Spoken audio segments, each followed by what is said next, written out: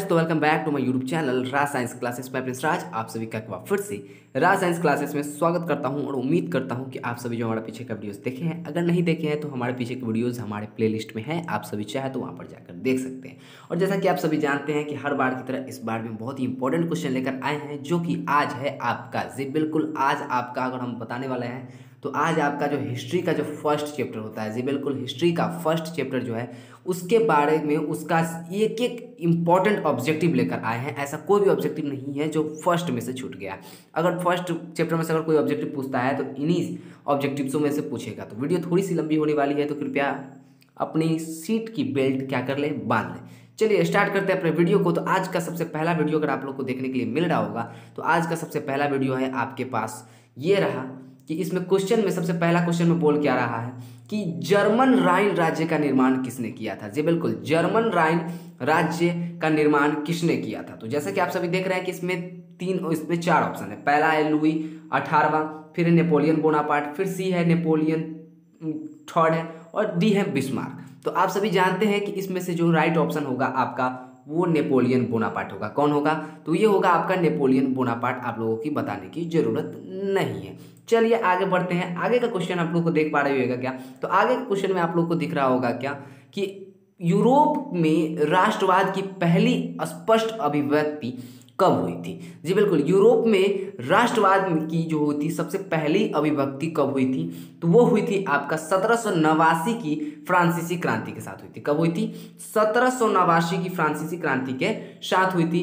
तो दूसरा का आपका फर्स्ट ऑप्शन ही बेस्ट है। तो चलिए इसको लगाते हैं, फिर बढ़ते हैं हमारे तीसरे क्वेश्चन की ओर। तो जैसा कि आप सभी देख पा रहे होगा क्या कि तीसरा क्वेश्चन में हम लोग का लिखा हुआ है क्या कि यूरोप का मरीज किसे कहा जाता था। जी बिल्कुल, यूरोप का मरीज किसे कहा जाता था। तो इसके भी चार ऑप्शन दिए गए हैं। सबसे पहला है प्रशा को, जी बिल्कुल सबसे पहला है प्रशा को, फिर ऑस्ट्रिया को, फिर तुर्की को, फिर ब्रिटेन को। तो आप सभी को ये मालूम होगा क्या कि यूरोप का जो मरीज कहा जाता था किसको कहा जाता था भैया? तो वो कहा जाता था तुर्की भाई साहब को। किसको कहा जाता था?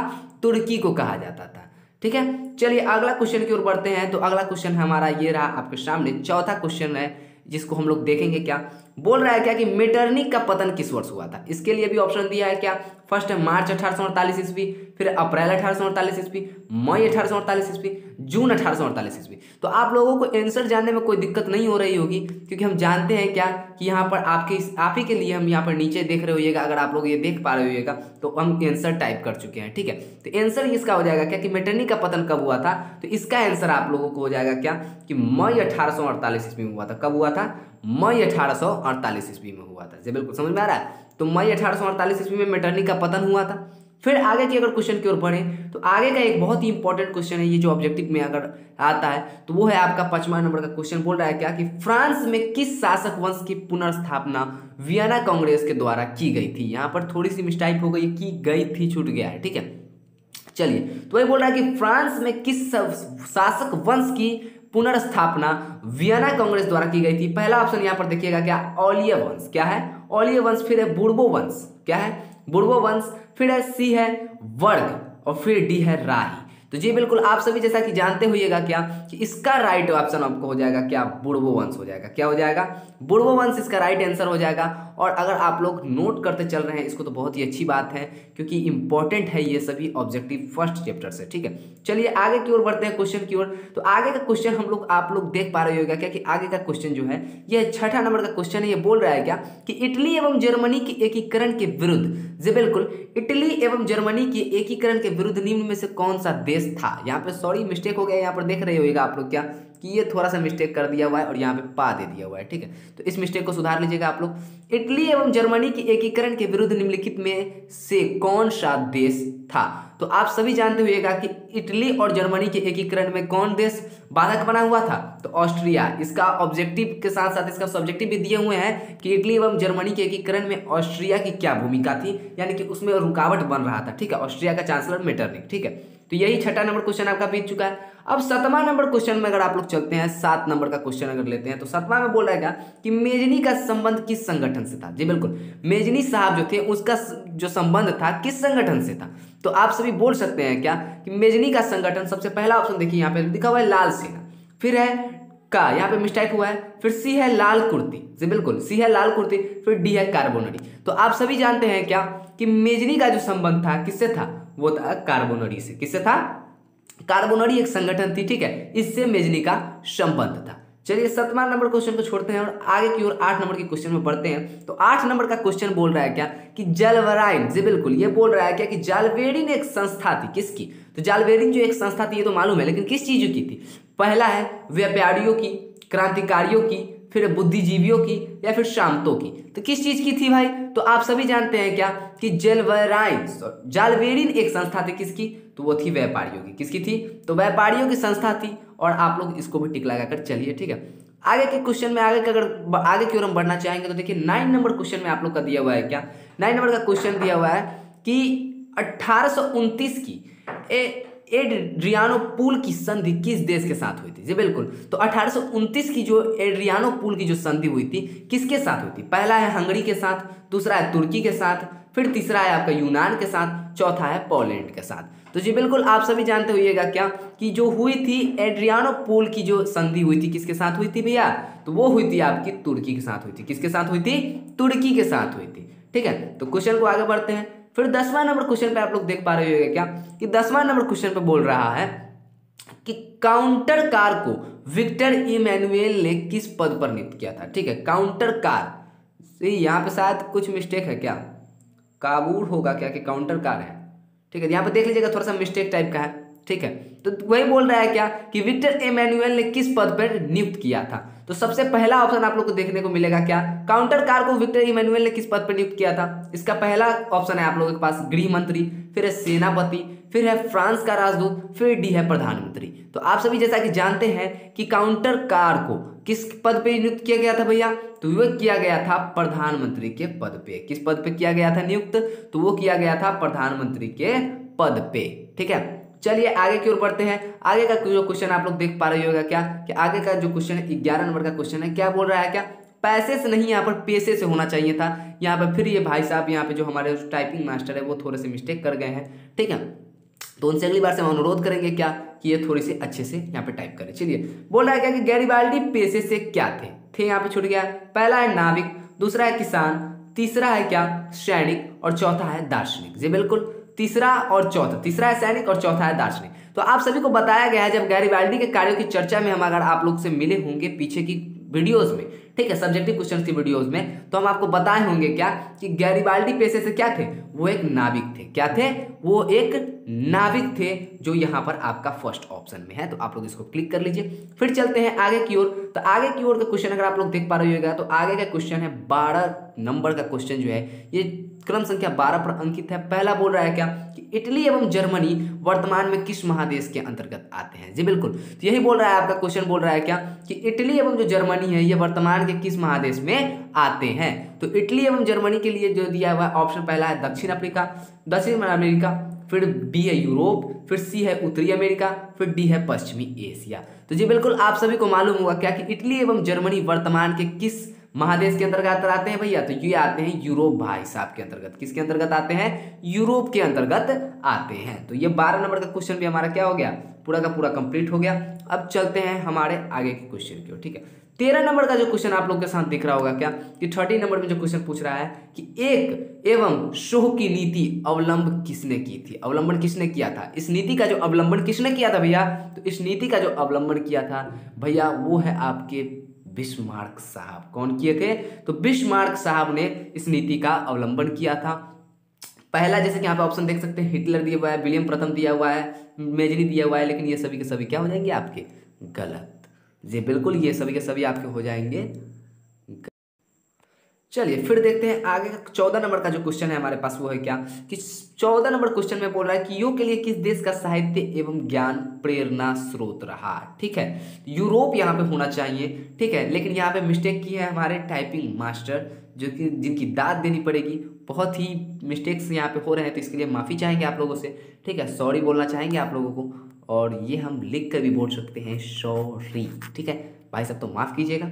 चलिए देखते हैं क्या, आप लोग नोट्स में सुधार लीजिएगा कि यूरोप के लिए किस देश का साहित्य क्या था एवं ज्ञान प्रेरणा स्रोत था, प्रेरणात्मक था या प्रेरणा स्रोत था। ठीक है, पहला बोल रहा है इसमें तुर्की, दूसरा इंग्लैंड, तीसरा जर्मनी, चौथा यूनान। तो आप सभी जानते हैं क्या कि ये जो ऑप्शन है आपका, ये डी जो ऑप्शन होता है ये इंपॉर्टेंट है। और ये यूनान के बारे में आप लोग पढ़े भी होइएगा कि यूरोप के लिए इस देश का जो साहित्य था एवं ज्ञान था यूरोप के लिए क्या था, बहुत ही महत्वपूर्ण था, प्रेरणात्मक था। ठीक है, अब देखिए फ्रैंकफर्ट की जो संधि हुई थी कब हुई थी जी, बिल्कुल जब हम लोग एग्जाम दिए थे मैट्रिक का, तो उस वक्त भी ये क्वेश्चंस हम लोग देख पाए थे क्या कि फ्रैंकफर्ट की संधि कब हुई थी जी, बिल्कुल भैया। तो यही क्वेश्चन सेम था वहां पर भी हम लोगों के साथ भी कि फ्रैंकफर्ट की संधि कब हुई थी जी, बिल्कुल। तो इसका ऑप्शन देख रहे होंगे आप लोग, दिया हुआ है क्या 1871, फिर 1870, 1876 और 1864। दरअसल बात ये है कि फ्रैंकफर्ट की संधि कब हुई थी भैया, तो 1871 में हुई थी। कब हुई थी, 1871 में फ्रैंकफर्ट की संधि हुई थी। चलिए आगे की ओर बढ़ते हैं। 16 नंबर क्वेश्चन अगर आप लोग देख पा रहे होगा यहाँ पर क्या, तो 16 नंबर का क्वेश्चन में आप लोगों को दिख पा रहा होगा कि किस युद्ध के बाद जर्मनी का एकीकरण पूरा हुआ था। किस युद्ध के बाद जर्मनी का एकीकरण हुआ था, क्या हुआ था, वो पूरा हुआ था। ठीक है, तो देखिए क्या है, सबसे पहला है यहाँ पे ऑप्शन दिया हुआ है क्या कि प्रशा डेनमार्क का युद्ध। किसका युद्ध, प्रशा डेनमार्क का युद्ध, फिर शौहान का युद्ध, फिर सेहाओ का युद्ध और फिर क्रीमिया का युद्ध। ये चार ऑप्शन है आप लोगों के पास। तो आप सभी जैसा कि जानते होइएगा क्या कि ये जो क्वेश्चन का जो आंसर होगा वो क्या होगा, शौहान का युद्ध होगा, जैसा कि आपके यहाँ पर बताया जा चुका है। ये देख रहे हैं बताया जा रहा है। ठीक है, किसका युद्ध होगा, शौहान का युद्ध होगा। चलिए 17 नंबर क्वेश्चन की ओर अगर आगे बढ़े हम, तो 17 नंबर क्वेश्चन यहाँ पर अगर आप लोग के स्क्रीन पर दिख रहा होगा, तो बोल रहा है यंग यूरोप की स्थापना किसने की थी जी, बिल्कुल। और इसका आंसर अगर आप लोग को नहीं मालूम है तो आप लोग भैया क्या कीजिए, पढ़ना बंद कर दीजिए, क्योंकि इतना इंपॉर्टेंट क्वेश्चन है ये, इतना बीएम क्वेश्चन है, क्योंकि हर बार इसकी एग्जाम में आने की संभावना होती है और ये एग्जाम में पूछे भी जाते हैं कि यंग यूरोप की स्थापना की थी किसने भैया। तो सबसे पहला है कादूर ने, फिर बिस्मार्क ने, फिर मेजनी ने और फिर गैरिबाल्डी ने। तो आप सभी जानते हैं भैया क्या कि मेजनी साहब जो थे उन्होंने यंग यूरोप की स्थापना की थी। किसकी स्थापना की थी, मेजनी साहब ने यंग यूरोप की स्थापना की थी। और यहाँ पर आंसर आपका सी दिख भी रहा है। चलिए आगे की ओर चलते हैं, 18 नंबर क्वेश्चन की ओर चलते हैं, 18 नंबर क्वेश्चन की ओर। तो 18 नंबर क्वेश्चन आप लोग देख पा रहे होंगे क्या बोल रहा है क्या कि इटली की स्थापना किसने की थी जी, बिल्कुल इटली की स्थापना किसने की थी भैया। तो इस क्वेश्चन को रखते हैं हम लोग सस्पेंस में, क्योंकि इस क्वेश्चन को अगर आप लोग देखिएगा तो शायद ये क्वेश्चन में कुछ डिफॉल्ट है जो यहाँ पर लाने के लिए हम भूल चुके हैं। ठीक है, तो इस क्वेश्चन को देखेंगे हम लोग अंत में। चलिए देखते हैं क्या बोल रहा है, सीडान का युद्ध कब हुआ था जी, बिल्कुल सीडान का युद्ध कब हुआ था। तो सीडान का युद्ध कब हुआ था भैया, तो सीडान का युद्ध हुआ था आपका 1870 में हुआ था। कब हुआ था, 1870 में। वैसे ऑप्शन दिया रहेगा आपको बहुत सारे, 1867 भी रहेगा, 1868 भी रहेगा, 1871 भी रहेगा, लेकिन यहाँ पर आपको देखना क्या है, तो आपका राइट ऑप्शन जो हो जाएगा ये सी हो जाएगा। क्या हो जाएगा, 1870 ईस्वी में सीडान का युद्ध हुआ था। ये भी एक इंपॉर्टेंट क्वेश्चन रोल करती है बोर्ड के एग्जाम में। फिर 20 नंबर के अगर क्वेश्चन की अगर बात करें हम जी, बिल्कुल 20 नंबर के अगर क्वेश्चन की अगर बात करें, तो यहाँ पर जैसे कि देख रहे होगा कि सन 1870 में फ्रांस और प्रसा के बीच युद्ध कहाँ हुआ था यहाँ पर होना चाहिए था, एक आकार छूट गया है। ठीक है, था। ठीक है, तो कहाँ हुआ था भैया, तो सन 1870 में फ्रांस और प्रसा के बीच जो युद्ध हुआ था वो हुआ था आपका कहाँ पे, मेडोन में हुआ था। कहाँ हुआ था, मेडोन में। अगर आप लोग नहीं अभी तक लगा पाए हैं टिक, तो आप लोग कृपया करके इसको नोट करते चले, क्योंकि बहुत ही इंपॉर्टेंट है ये। ठीक है, सेडोवा लिखा हुआ है, साइडाइन लिखा हुआ है, फ्रैंकफर्ट लिखा हुआ है, लेकिन हुआ था कहाँ, मेडोन में युद्ध हुआ था। चलिए आगे की ओर बढ़ते हैं, 21 नंबर क्वेश्चन की ओर अगर आगे बढ़े, देखते हैं लिखा हुआ है क्या कि वियना सम्मेलन किस वर्ष हुआ था जी, बिल्कुल वियना सम्मेलन किस वर्ष हुआ था। तो वियना सम्मेलन आपका हुआ था कब, 1815 ईस्वी में। कब हुआ था भैया, तो वियना सम्मेलन जो हुआ था आपका वो हुआ था 1815 ईस्वी में जी, बिल्कुल। आप लोग इसको अगर टिक लगाना चाहेंगे तो लगा लीजिए, 1815 ईस्वी में वियना सम्मेलन हुआ था। चलिए अब देखते हैं, बढ़ते हैं आगे के क्वेश्चन की ओर। तो लिखा हुआ है क्या कि वियना किस देश की राजधानी है जी, बिल्कुल ये बहुत ही इंपॉर्टेंट क्वेश्चन यहाँ पर रोल करती है। क्या बोल रहा है क्या कि वियना किस देश की राजधानी है। तो वियना किस देश की राजधानी है भैया, तो वियना किस देश की राजधानी है, इसके लिए ऑप्शन दिया हुआ है आपका फ्रांस, फिर इंग्लैंड, फिर ऑस्ट्रिया, फिर रूस। तो अगर इनमें सभी में से अगर कहीं चूज करना होगा तो आप लोग कीजिएगा किस चीज को, ऑस्ट्रिया को चूज कीजिएगा। किसको कीजिएगा, ऑस्ट्रिया को, क्योंकि ये बेस्ट ऑप्शन है और इससे अच्छा आंसर आपको मिल ही नहीं सकता, क्योंकि वियना किस देश की राजधानी है, तो वो ऑस्ट्रिया की राजधानी है। चलिए 23 नंबर क्वेश्चन की ओर आगे बढ़ते हैं। बोल रहा है कि क्रीमिया का युद्ध किस वर्ष हुआ था जी, बिल्कुल क्रीमिया का युद्ध किस वर्ष हुआ था। ठीक है, तो इसका जो युद्ध हुआ था आपका हुआ था 1854 ईस्वी में। कब हुआ था भैया, तो इसका जो युद्ध हुआ था 1854 ईस्वी में हुआ था, लेकिन आपको भटकाने के लिए बहुत सारे दे देगा उसी के संबंधित 1855, 1856, 1860। ठीक है, तो कभी कभी तो हद कर देता है, 1854 लिख देगा, और फिर इसी को घुमा देगा 1845 कर देगा, ठीक है। मतलब 4 और 5 को आगे पीछे कर देगा और आपको क्या लगेगा भाई ऑप्शन मेरा सेम है फुलबुली में। आप लोग क्या कीजिएगा, हड़बड़ में आप लोग टिक मार के चल जाइएगा। तो 24 नंबर क्वेश्चन की ओर आगे अगर बढ़ते हैं तो 24 नंबर का क्वेश्चन देखिए, बोल रहा है क्या कि राष्ट्रवाद की अवधारणा का जन्म किस घटना से माना जाता है। जी बिल्कुल, राष्ट्रवाद की जो अवधारणा है, मतलब राष्ट्रवाद जो पैदा हुआ, ठीक है, वो किस आंदोलन से माना जाता है, ठीक है। तो कि राष्ट्रवाद जो आया कहीं लोगों के बीच, किसी भी देश के लोगों के बीच क्या हुआ, राष्ट्रवाद की भावना कैसी। राष्ट्रवाद क्या था आप लोग को पढ़ाया गया है, ऑब्जेक्टिव नहीं सब्जेक्टिव में आप लोग को पढ़ाया गया। अगर आप लोग नहीं पढ़े तो हमारे पीछे के वीडियो जाकर देखिए, प्रीवियस वीडियो देखिए आप लोग जाकर, क्या आपको मिल जाएंगे कि क्या हुआ था, राष्ट्रवाद क्या था, ठीक है। तो राष्ट्रवाद की जो अवधारणा का जन्म हुआ था किस घटना से माना जाता है, तो वो माना जाता है आपका यहाँ पे, उसके लिए भी ऑप्शन दे रखा है। पहला है पुनर्जागरण, फिर है धर्म सुधार आंदोलन, फिर है गौरव की क्रांति और फ्रांस की क्रांति। तो आप सभी जानते हैं क्या कि राष्ट्रवाद की जो अवधारणा का जो जन्म हुआ था किससे हुआ था, फ्रांस की क्रांति से राष्ट्रवाद की अवधारणा का जन्म हुआ था। चलिए आगे की ओर चलते हैं 25 नंबर के क्वेश्चन की ओर। तो देखिएगा क्या कि नेपोलियन संहिता किस वर्ष लागू हुआ था। जी बिल्कुल, नेपोलियन संहिता किस वर्ष लागू हुआ था। ऑप्शन दिया हुआ है आपका 1789, 1791, 1801, 1804। तो इसका जो राइट आंसर हो जाएगा वो हो जाएगा आपका 1804। तो आप लोग इस पर टिक लगा लीजिएगा, इंपॉर्टेंट क्वेश्चन है। चलिए आगे की ओर बढ़ते हैं।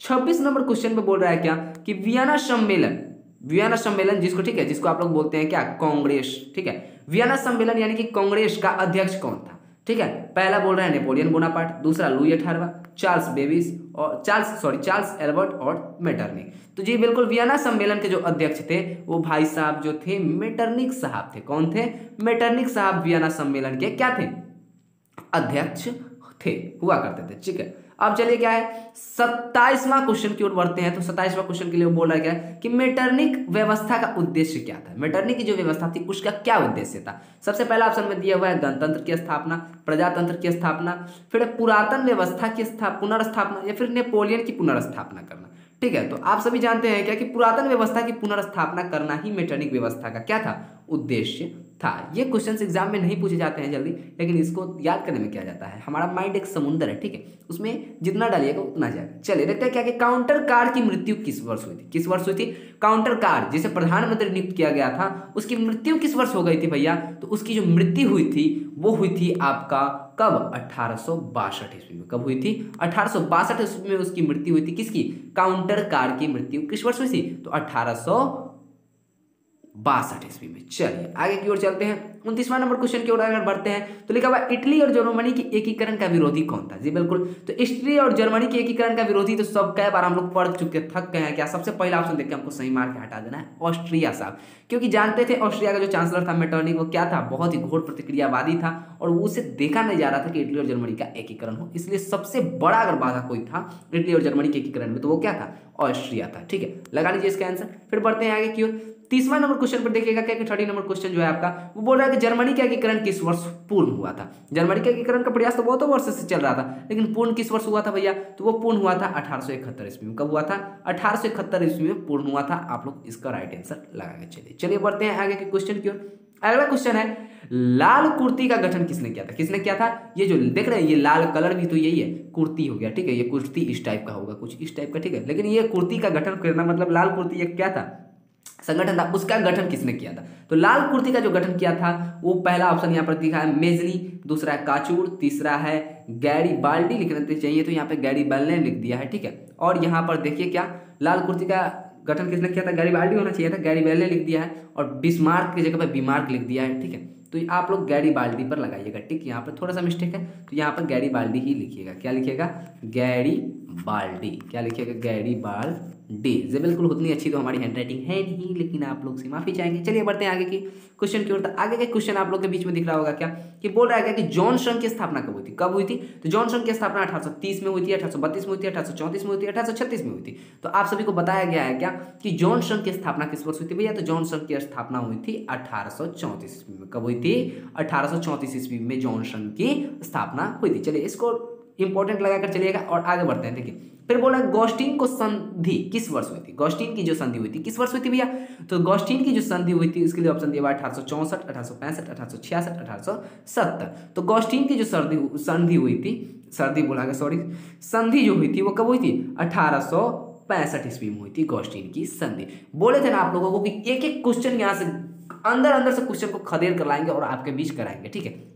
ये क्वेश्चन आप लोग जानते भी नहीं होगा जहां से हम ला रहे हैं क्वेश्चन। चलिए ठीक है, बहुत ही अंदर से क्वेश्चन से एक भी क्वेश्चन इस चैप्टर से अगर आएगा तो छूट नहीं पाएगा, ऐसी तैयारी हम आप लोगों के बीच करा रहे हैं। चलिए देखिए, बोल रहा है अगला क्वेश्चन, बोल रहा है क्या कि यूरोपीय सभ्यता का पालना किसे कहा जाता था? क्या कहा जाता था? यूरोपीय सभ्यता का पालना किसे कहा जाता था भैया? तो इसका सबसे फर्स्ट ऑप्शन है इटली, फ्रांस, इंग्लैंड और यूनान। तो सभी जानते हैं कि यूरोपीय सभ्यता का पालना किसे कहा जाता था, मतलब कि यूरोपीय जो यूरोप था वो किसका मतलब कि ज्ञान और को प्रेरणात्मक मानता था, तो ये यूनान के ज्ञान को प्रेरणात्मक मानता था। इसी के कारण यूरोपीय सभ्यता का पालना, मतलब यूरोपीय सभ्यता किसकी पालना करती थी?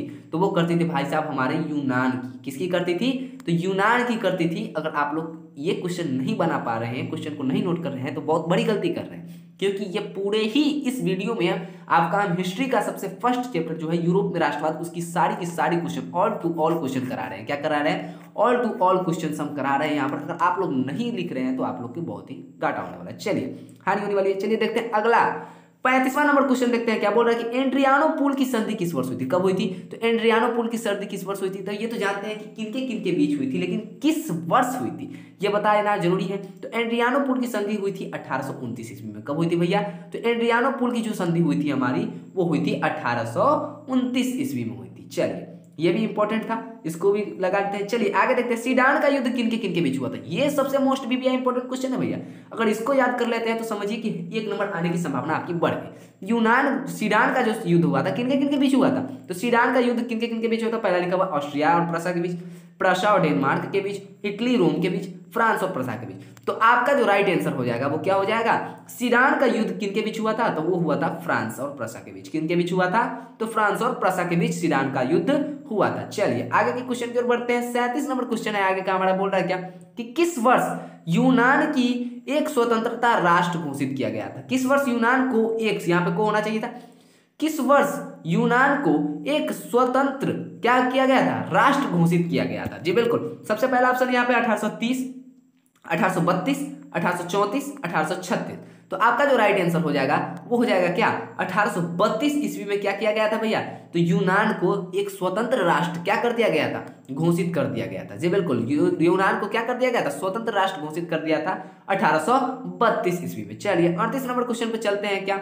ठीक है, अब बस ज्यादा इंपॉर्टेंट क्वेश्चन है और बहुत ही इंपॉर्टेंट क्वेश्चन है, और यहाँ पे क्या होगा आप लोग का टाइम भी बहुत कम लगेगा। चलिए देखते हैं क्या 38 नंबर क्वेश्चन पर आप लोग जा रहे हैं तो देखिएगा क्या कि 38वां नंबर जो क्वेश्चन है आपको बोल रहा है कि किस संधि द्वारा जर्मनी का एकीकरण पूरा हुआ था? जी बिल्कुल, तो किस संधि द्वारा जर्मनी का एकीकरण पूरा हुआ था? तो जर्मनी का एकीकरण जो पूरा हुआ था वो हुआ था फ्रैंकफर्ट की संधि द्वारा। किनके बीच, वो किनके द्वारा हुआ था?